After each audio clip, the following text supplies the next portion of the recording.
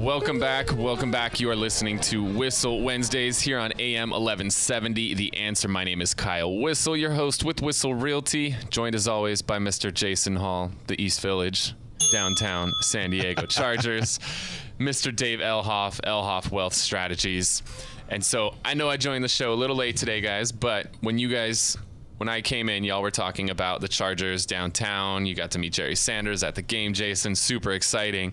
The one thing that a lot of people haven't been talking about is if the Chargers do go downtown, what do they do with Qualcomm Stadium? So some news broke today that there's a potential plan in place for SDSU to take over the Qualcomm Stadium site.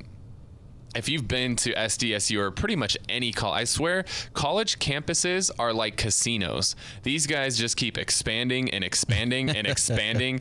I mean, I went to UCSD and I go there now. I don't even recognize the campus. There's no parking lots anymore. It's nothing but parking structures because they constantly are needing more space. They're adding new buildings to their campuses. Things just keep growing and growing. And San Diego State is going through a lot of those same growing pains right now. Their current campus is about 225 acres, but they've completely outgrown it. They're having to turn away tens of thousands of students every year because they don't have any more room. So they have stepped up to the plate and said, we want the Qualcomm Stadium site. And we're looking at some of the sketches of what they want to do there. They're looking at putting a stadium for the Aztecs to play, student housing, a hotel, all kinds of fun stuff. Paul, what do you know about this? Pretty much what you said is this is something that came out yesterday. Elliot Hirschman, the president of SDSU, made a statement saying that's something that the San Diego State and the Cal State system would be interested in exploring. And I think it's a fantastic idea. Let me tell you, I recently went to San Diego State. I only graduated about 3 years ago, and it's bad. We definitely need more, especially classroom space, and it's gonna be something that's gonna be incorporated in there. Because in my junior year, I had to take an English class, and it was across the street on College Boulevard, above the Starbucks. That's where my classroom was, and I had to walk all the way across campus for my next class. It's absolutely ridiculous. It's a great school. We want to bring in as many students as possible, and it's just not possible with the size of the campus and the amount of classrooms we have. And San Diego State's one of the top small research. It is the top small research university in the entire country, and we can take that next step and be an elite university if we can get something like this. This is a fantastic idea. It's good for San Diego, good for San Diego State. I really like that idea. I think that's the best use for the Qualcomm site. Yeah, I think that would be awesome. I know San Diego State, all the parking is all on the perimeter, and then the campus is in the center, but still, classes just to get from one, building to another, it's like a 10, 20-minute walk. Many times I had 15, 20-minute walks because I had class on one end of the campus. My next class, 10 minutes later was a 20-minute walk away on the other side of campus. I'd be rolling around on a hoverboard if I went to college, right? I'm sure there's plenty of hoverboards around there. But it's a great opportunity for San Diego State. I'm glad they're taking advantage of it. Like in this town, usually we kind of let these opportunities go by the wayside. I'm glad they're being proactive and kind of throwing their hat in the ring. And obviously they've been working on this a while because that's a pretty developed plan with the sketches they've put out. So they've been thinking about this and they put some serious thought into it. No, it looks really nice. So that's something you can check out on the UT site, or we can text Kyle and get you more information on our text line, 619-663-SELL, 619-663-7355, directly to Kyle Whissel. Here's the cool thing, that as a sports fan and a San Diego native, having a nice little stadium. Now, Jerry Sanders, I asked him, hey, do you go to any Charger games? No, Jason, I don't go to any Charger games. Hey, you're at the Padre game. How often do you go to a Padre game? 3 or 4 times a year. Okay, so are you not a sports fan? He goes, I'm actually a huge sports fan. I just really enjoy San Diego State. So he's on the foundation group there. He's on the board. And he was telling me about this stadium. If they get this site, they're talking about building like a 35,000-seat stadium. They don't want it too big. They want it just... Lord knows they can't fill it. Yeah, well, but they want it to be perfect where you can utilize it 12 months a year. There's lots of soccer here and going on in San Diego that we don't even know about. Again, we have a huge Hispanic growth here in Southern California, especially San Diego, and that's their favorite sport is soccer. So there would be a lot of soccer going on there. There's be some different events I'm sure the youth could take advantage of. But imagine, he was telling me, a San Diego State football who won the conference last year, the Mountain West, predicted to win again this year, rocking out with 35,000. I've been in the stadium where we had 52 to 55 rocking out when Marshall Falk, Darnay Scott, some other greats McGuire were playing down there. It was really fun atmosphere. They're trying to get that every game. So and that's possible with a 30,000 seat stadium. When you have 15, 20,000 people in a stadium that holds 70, it looks kind of pathetic and it sounds kind of pathetic. Like people are cheering and going crazy because the Aztecs were playing really well last year, but it doesn't look like way. It definitely doesn't come away like that on TV. So you have a potential recruit sees this and he's like, oh, I don't want to go play there. I'd rather go play in a packed stadium. There they can legitimately pack 30,000 people and make it a lot easier for students to get to the game. It becomes a hot seat. Right, Dave and Kyle and Paul, if you can only fill 30, 35,000 and you have millions of people in San Diego, all of a sudden someone offers you, hey, you want to go to the Aztec game, and now you're not 20,000 going to a 70,000 facility. You are now 25 to 30,000 going to a 30,000 facility. You're like, yeah, I want to go. Right? It becomes the hotter ticket. Exactly. The bowl games can move down to the Chargers Park. Even the CIF championships. That'd be great to host that in a 30,000 seat stadium as opposed to Qualcomm. Yeah, Qualcomm's way too big for it. The kids love to go down there high school football when they do play their championships, but it's too big of a facility. And it costs really the city too much to even put the high schools in there. So that's a great idea, Paul. I like that. So, Dave, you're the wealth strategist here. Does this make sense for the wealth of SDSU? Who's going to pay it? Who's going to pay for it? Right. What is the financing Details on that? Yeah. Well, I'm sure the student prices have only gone up like 4,000% since you and I went to school there, Dave. Taking place in college universities around the country and how much tuition has gone up, which is unbelievable, compared to everything else that's out there. And of course, San Diego State, they need to expand. They need to have that extra space for them to expand. Like you say, they're turning down a lot of people. I don't know how many people they accept every year. I know they get thousands of first-time applicants for San Diego State, and they only accept something like 5 or 10% of the total applicant base. So there'd probably be ways through student fees and stuff to pay for some of that stuff. But I'm just curious, because it's a state university, is the state going to be the one that's on the hook for paying for that? Or how's it presently going to be paid for? That's a good question. I mean, they had a breakfast yesterday morning. I couldn't attend. I don't know all the information on that. Paul, do you have any information yet? I don't, but that's definitely a good question. I would imagine that the Cal State system would be involved somehow because it is a state institution. San Diego State would obviously have some coin in the game, and then maybe also the city as well, because this is going to benefit everybody. Something for you to look up. I'm curious, is what is the balance on the endowment fund at San Diego State?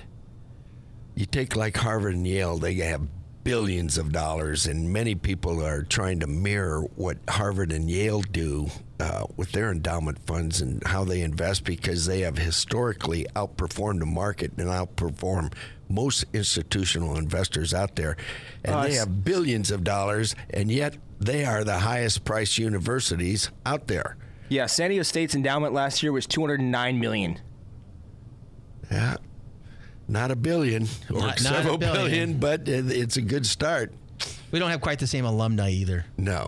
It's a little different there because it is a state university. But well, what's interesting, Jason, is that you have children that have already gone through college and so on and so forth. And what's interesting, there's a book out there by Frank Bruni called "Where You Go Is Not Who You'll Be." And a lot of people, this time of year is the time where parents and kids are sitting on the edge of their seats, finding out where they're going to be accepted to go to college. And many times people, particularly undergraduate, it's relatively meaningless where you go to school. You just need to get that sheepskin. You need to get the diploma. What really becomes meaningful is when you go on and get that graduate degree. Right, that's your master's, your doctorates, all that. Where it really starts to make a difference on it. And that's where the money should be well spent, is on that master's and advanced degrees. Yeah, by comparison, Harvard's endowment last year was $36.5 billion. Wow. And yet they have one of the most expensive tuitions in the country. Well, they want to keep, it elite, right? It's a small university, but they want to keep it elite. They want to keep it there. They want to accept everybody like a state university. And so, I'm sure that's part of it. Well, look at San Diego State. They don't accept everybody either. That's true.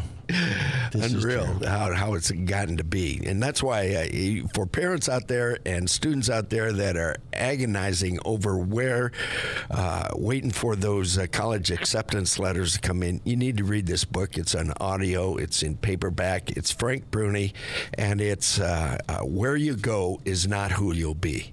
I think it's very important that you start to temper that in your students today. I love that. That's awesome stuff. Again, you're listening to Whissel Wednesdays here on AM 1170, talking with Dave Elhoff, Elhoff Wealth Strategies.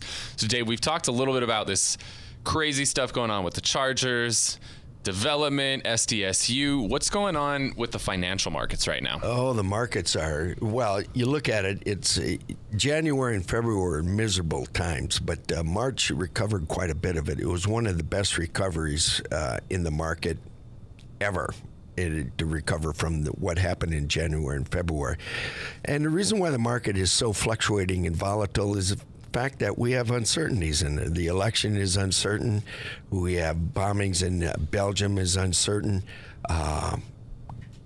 China, their economy, that's very uncertain what's taking place. So uncertainty, the market typically does not like uncertainty.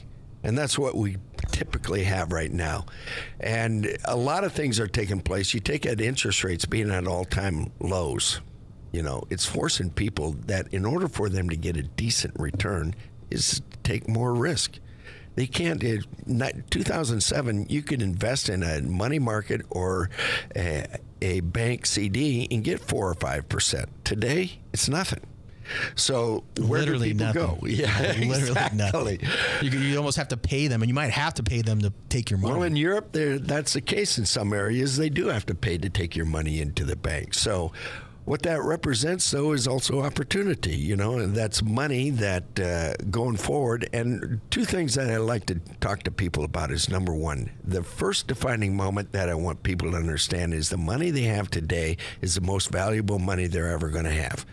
If they take a $100 bill, bury it in the ground, and come and dig it up in 20 years, it's not going to buy $100 worth of goods and services in today's money. And if you look at the government, financial institutions, and corporations, they design programs for you to separate yourself from your most valuable dollars, the dollars that you have today.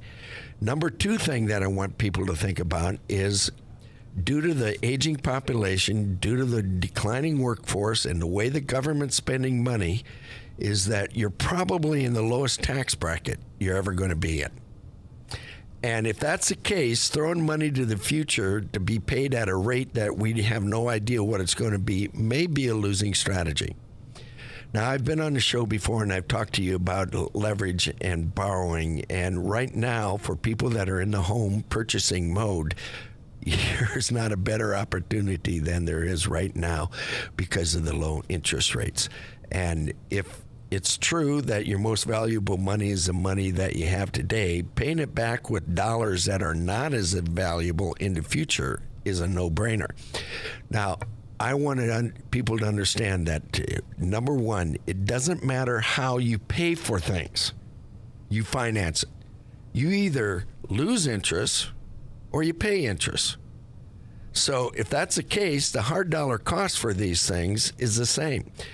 But I'm a big proponent of being debt-free and having your homes and your things paid off for. But there's a smart way to do it. And Kyle and Jason, tell me this.